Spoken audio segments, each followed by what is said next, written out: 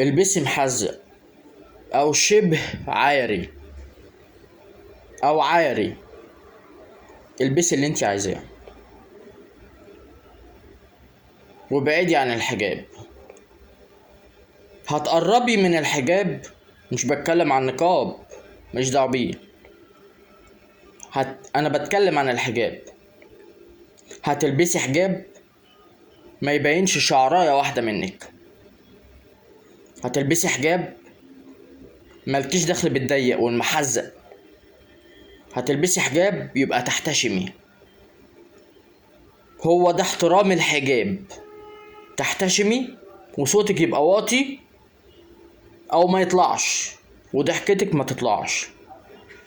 لكن تقولي لي حجاب ومحزق وما بسلمش على رجاله ومش عارف ايه وايه وايه وايه وايه، مبررات ملهاش لازمه، يبقى انت برضو خارجه عن التعليم الاسلاميه.